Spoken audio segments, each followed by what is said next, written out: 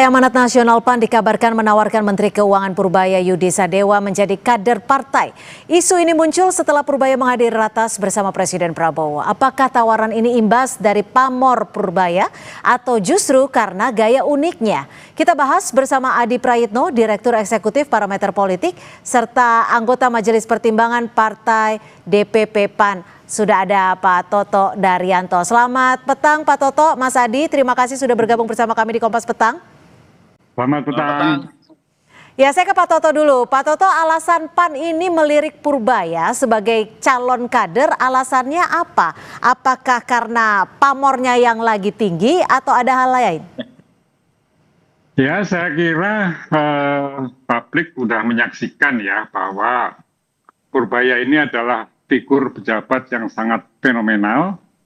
Ya, begitu cepat mengikat publik. Dan kalau ada partai politik yang meminangnya untuk bergabung, saya kira ini sikap yang cerdas dari sebuah partai politik. Jadi tidak ada yang salah di situ. Bahwa Pak Purbaya misalnya tidak berminat itu juga nggak apa-apa. Itu kan hak pribadi dari seseorang ya. Tapi bahwa suara PAN itu harusnya dinilai sebagai sesuatu yang positif. Oke. Ya, sebagai sebuah penghargaan, pengakuan terhadap seorang figur pejabat yang dia mampu menerobos kebekuan yang selama ini mungkin dirasakan oleh sebagian besar rakyat. Gitu. Oke, saya ke Mas Adi. Mas Adi, ya kami sudah tangkap. Mas Adi, ini makna politik di balik manuver PAN untuk merebut hatinya Pak Menkyu, Anda membacanya seperti apa?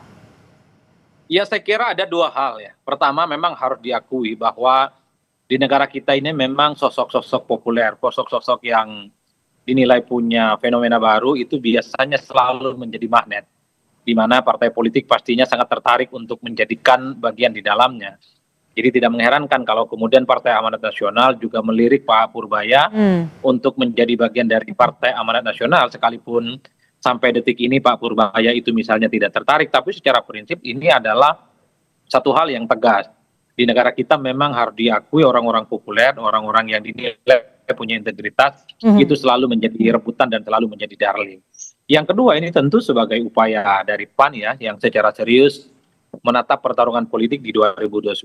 Jadi kerja-kerja politiknya, cari figur-figur kunci itu dimulai saat ini. Kan ada kecenderungan partai itu kan bekerja politik main di tikungan akhir. Jadi 6 bulan atau setahun sebelum pemilihan baru kemudian mencari kader-kader dan sosok-sosok yang dinilai potensial. Tapi sepertinya PAN ini mau gerak cepat, ada sosok seperti Pak Purbaya, Menteri Keuangan yang baru, mendapatkan ekspos dan resultante yang cukup positif.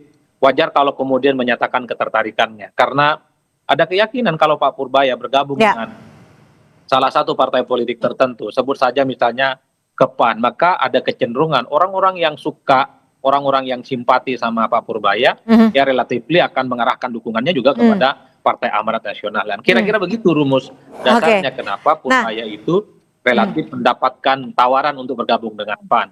Oke, Pak Toto, ini kan PAN sebagai partai pertama yang menawarkan Pak Purbaya. Lalu dari PAN sendiri sempat komunikasi tidak dengan Pak Menkyu? Karena kan sempat dijawab oleh Pak Menkyu, tapi ketika ditanyakan oleh oleh wartawan saja. Ya, mungkin pertanyaan itu tepatnya bisa ke ketum saya, Mbak. Karena Pak Menko kan dekat dengan Pak Purbaya ya. Tapi yang penting begini loh, ini partai politik yang ngomongin tentang seorang figur Purbaya ini kan saya kira baru PAN ya. Dan itu boleh dibaca oleh seperti Mas Adi tadi sebagai sikap PAN melihat 29 tidak hanya nanti pada masa-masa dekat tapi dari sejak sekarang. Tapi juga bisa dipandang ini sebagai sebuah penghargaan dari partai politik terhadap kinerja. Ini artinya PAN ingin meningkatkan elektabilitas partai melalui Purbaya kah? Ya, kalau misalnya ada itu boleh-boleh saja, tetapi yang penting bukan itunya sebenarnya. Yang penting adalah pengakuan PAN terhadap kredibilitas seorang figur tokoh fenomenal seperti Purbaya, dan mudah-mudahan itu menjadi menjadi impact yang positif juga bahwa Purbaya ini tidak hanya dicintai oleh rakyat, oleh masyarakat, tapi juga elit, juga partai politik menaruh perhatian juga, dan kita berharap dia akan lebih sukses lah di dalam membawa ekonomi kita ini untuk menuju apa yang menjadi visi presiden, target pertumbuhan 8% itu. Oke. Ya, kira-kira kan ke situ arahnya. Ya, Mas Adi gimana? Apakah kalau memang ini ingin sesuai dengan visi misi presiden, apakah menurut Anda ini sinyal PAN untuk lebih mendekatkan diri ke Pak Prabowo atau hanya sekadar untuk meningkatkan citra dari PAN sendiri? Ya, Mas Adi? kalau saya sih sebenarnya secara prinsip orang seperti saya kira secara prinsip ya orang seperti Pak Purbaya pastinya menjadi rebutan. Jadi sepertinya PAN ini memang gerakannya lebih cepat dibandingkan dengan yang lain. Karena saya termasuk yang yakini kalau performa politik Pak Purbaya dengan gayanya yang koboi, yang ceplos-ceplos, ini tentu akan terus mencepatkan eksposur yang cukup positif. Karenanya sebelum ada partai yang lain menyatakan ketertarikannya PAN dalam tanda kutip menawarkan proposal supaya Pak Purbaya ini menjadi bagian di dalamnya. Bagi saya ini bukan hanya sebatas bentuk penghargaan, tapi Mas Adi? Baik, sepertinya ingin menjadikan Pak Purbaya sebagai salah satu politik menghadapi Ya, halo Mbak. ya, tampaknya sinyal Anda kurang begitu baik. Saya akan beralih dulu ke Pak Toto. Pak Toto, tanggapan dari PAN sendiri atas mungkin bisa dikatakan penolakan ya, karena Pak Purbaya menyebutkan bahwa belum atau tidak tertarik di dunia politik. Nah, tadi kan sudah saya katakan nggak penting Pak Purbaya itu mau menyetujui atau tidak ya.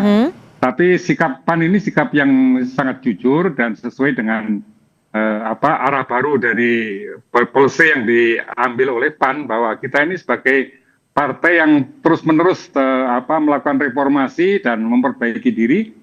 Dan ketika kita melihat seorang tokoh seperti Purbaya itu, ya kita punya ketertarikan bahwa ini figur yang pas juga sebagai kader yang membawa panji-panji atau cita-cita reformasi PAN itu, ini figur yang pas, yang cocok gitu loh. Oke, bukan Jadi, karena citra PAN yang sempat terbentur beberapa waktu lalu ya? Ya, bukanlah. Saya kira ini sikap jujur yang harusnya ditanggapi positif aja, nggak usah dilihat dari kepentingan jangka pendek lainnya lah saya kira. Oke, Mas Adi, saya kembali ke Anda. Apakah figur seorang Pak Purbaya ini bisa meningkatkan elektabilitas suatu partai dengan cukup signifikankah?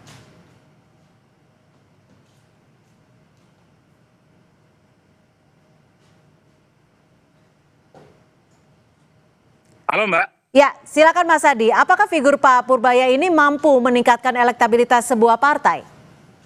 Ya, saya kira memang dalam banyak hal sosok seperti Pak Purbaya pastinya akan menjadi salah satu daya ungkit yang akan membuat partai politik tertentu seperti PAN itu akan terkerek ya. Meski bukan sebuah jaminan, tapi ada kecenderungan di negara kita ini partai itu biasanya ngikut pada figur-figur yang dinilai punya kekuatan figur kunci ya, popularitas ataupun elektabilitasnya. Inilah yang kemudian membuat kenapa PAN itu relatif menyatakan ketertarikannya kepada Pak Purbaya untuk menjadikan Pak Purbaya bagian dari PAN. Itu pertama. Yang kedua memang cukup rasional jika orang-orang populer, orang-orang hebat seperti Pak Purbaya yang saat ini mendapatkan spotlight politik di atas rata-rata, itu mendapatkan tawaran politik dari partai ya. Ini kan menegaskan bahwa sebenarnya partai itu butuh orang hebat, partai itu butuh orang top yang bisa memberikan efek dan dampak positif kepada partai. Ini atau karena PAN saat ini butuh figur teknokrat menurut Anda? Ya kalau itu pastinya ya, saya kira bukan hanya PAN, semua partai politik pastinya membutuhkan figur-figur teknokratik. Tapi secara prinsip kalau kita melihat fenomena Pak Purbaya, ini all in pasti keinginannya adalah memperkuat barisan politik, menaikkan citra partai, orang-orang yang bergabung di dalamnya adalah orang yang memiliki kapasitas, punya kompetensi, punya integritas yang pastinya akan membuat daya tawar politik itu akan begitu kuat secara signifikan.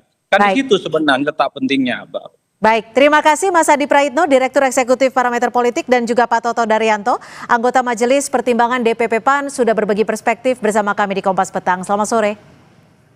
Ya, sore.